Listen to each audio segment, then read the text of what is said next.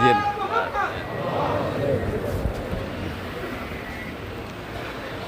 Bismillahirrahmanirrahim. Assalamualaikum warahmatullahi wabarakatuh.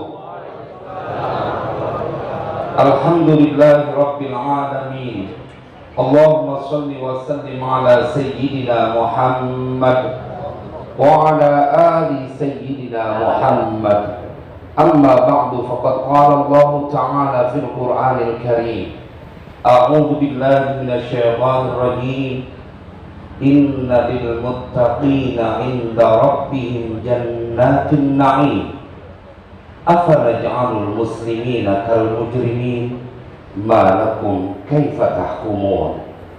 Shadaqallahul azim. Ayyuhal jam'ul karim, para pengharap ampunan dan keridhaan dari Allah Subhanahu wa taala, para pencinta baginda Rasulullah sallallahu alaihi wasallam, yang saya tidak pernah bosan untuk meyakinkan bahwa saya berdiri di hadapan orang-orang yang akan mendapatkan keberlimpahan karunia.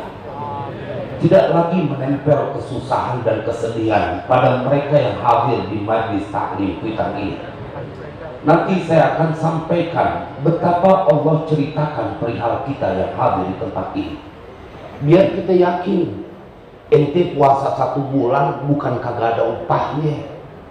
Masa puasa dari pagi sampai sore, sholat malam, terawih 23 rakaat, habis itu bulan Syawal lagi keblangsek. Kagak mungkin. Tetapi kita perlu dikuatkan dengan dalil-dalil yang ada di dalam Al-Quran. Namun sebelumnya izinkan saya menyampaikan penghormatan kepada Tuan Guru mulia kita, Al-Mukarram Al-Mukarram Al-Habib Ali bin Abdurrahman Al-Habsyi, beserta para habaib, para kiai, yang maafkan saya tidak menyebutkan namanya satu persatu, namun insya Allah tidak mengurangi rasa hormat saya kepada beliau-beliau. Saya ingin mengawali dengan sebuah kalam dari Tuan Syekh Shahibu Simtid Durar. Jemaah, beliau punya diwan. Ini bercerita tentang kita. Idza ahbabta salihina fa'lam anna fika khairan, wa idza ahabbaka salihuna fa'lam anna fika sirran. Ini disampaikan dalam diwan Al-Habsyi. Kalau ente demen sama orang-orang soleh, melangkah kaki di bulan Syawal ini hadir di majlis pembukaan majlis taklim Kuitang, karena di dalam hati kelewat kuat cinta kepada Tuan Syekh Al-Habib Ali. Satu bukti bahwa kata beliau, engkau adalah orang-orang yang mempunyai kebaikan. Bila mana kemudian orang-orang soleh, para habaib, yang mereka mencintaimu, ketahuilah pada dirimu ada rahasia-rahasia dari Allah. Kita akan lihat sebuah kisah di dalam Al-Quran yang ini akan mengikis habis ketakutan dalam berbagai urusan karena kita hadir di majelis ini. Di dalam Al-Quran Allah ceritakan ada manusia paling durhaka nomor wahid, nggak tanggung-tanggung, diceritakan dalam berbagai surah. Fir'aun namanya. Dia bahkan mendeklar dirinya sebagai Tuhan, ana rabbukumul a'la.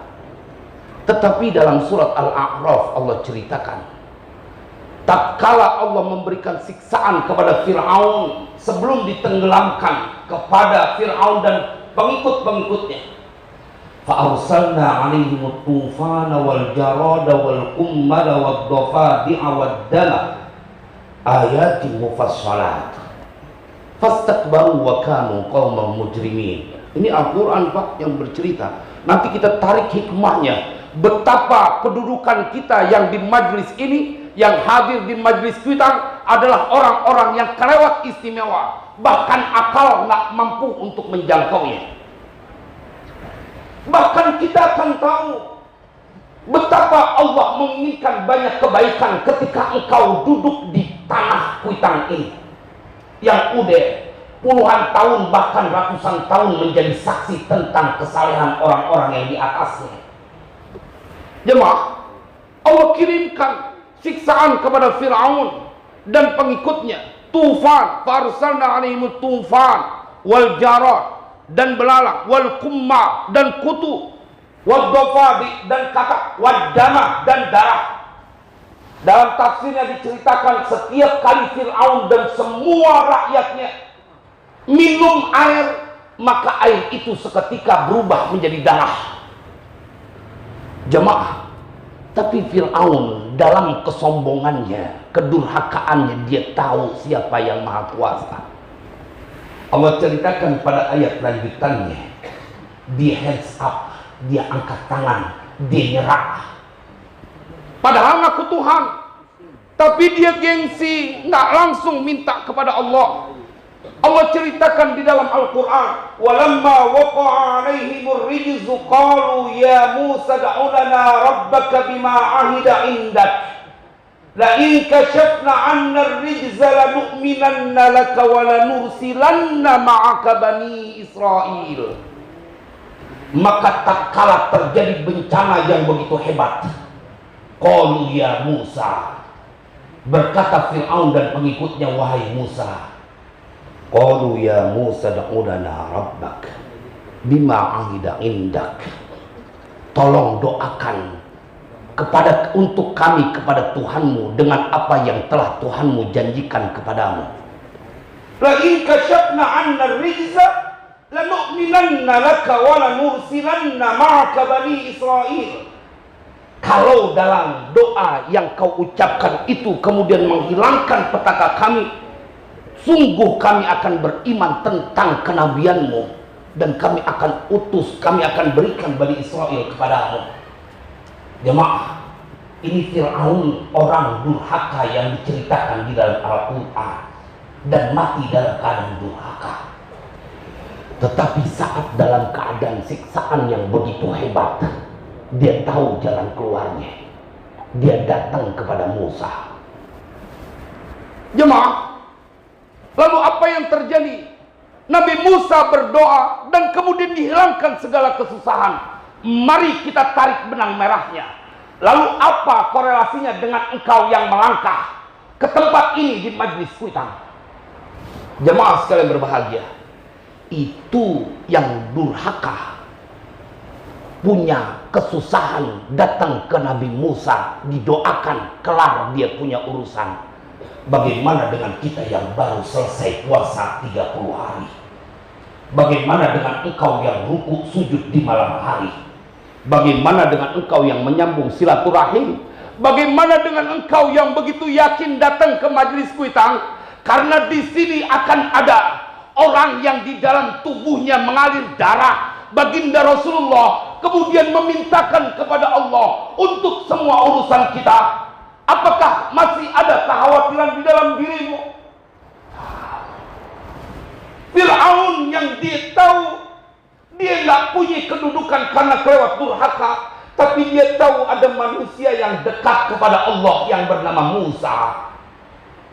Dan itu yang dinantikan di majlis ini, saat para khalifah dari kuitang ini secara bergantian turun-temurun melafazkan doa untuk semua yang hadir di tempat ini. Jemaah sekalian berbahagia, maka tidak akan ada pernah lama menempel kesusahan pada mereka yang hadir di majlis kuitang. Enggak, wallahi enggak ada. Jemaah sekalian berbahagia, kita bukan orang soleh, tetapi kita berkeyakinan bahwa mereka yang di dalam tubuhnya mengalir darah baginda Rasulullah kelewat mulia kedudukannya di hadapan Allah, dan mereka mendoakan kita. Belum lagi ketika Allah sampaikan dalam surat Fatir, nanti pulang silakan dibuka ayat 29 dan 30, kita mendapatkan sebuah kedudukan yang kelewat istimewa. Innal ladzina yatluna kitaballahi wa aqamus salata wa anfaqu mimma razaqnahum sirran wa alaniyatan yarduna tijaratan lan tabur liyuwaffiyahum ujurahum wa yazidahum min fadlih innahu ghafurun syakur. Itu yang membuat saya kayaknya bergerak untuk datang ke majlis kuitang, bukan sekedar kemauan, tetapi karena engkau orang-orang pilihan.